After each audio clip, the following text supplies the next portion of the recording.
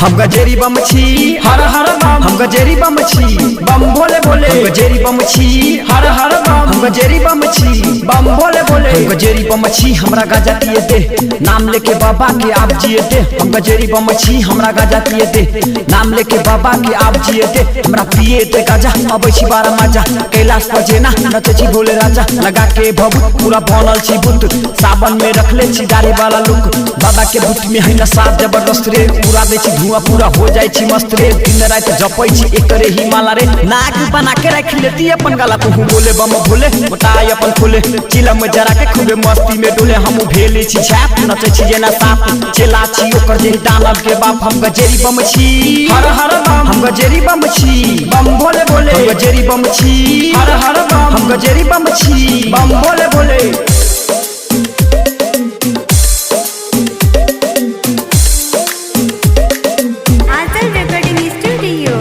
बम भोले बम भोले बम भोले, जय शिव हर हर महादेव, बम भोले बम भोले बम भोले,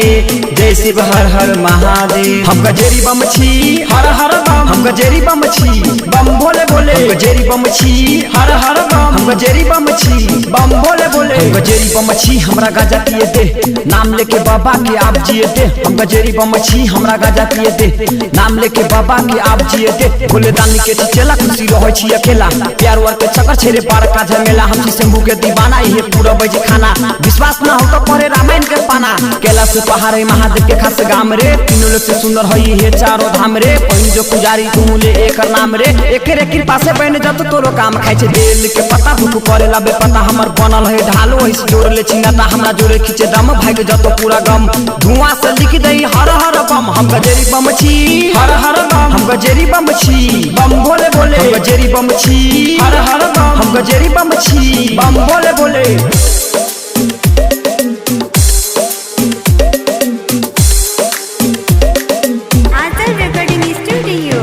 बम भोले बम भोले बम भोले, जय शिव हर हर महादेव, बम भोले बम भोले बम भोले,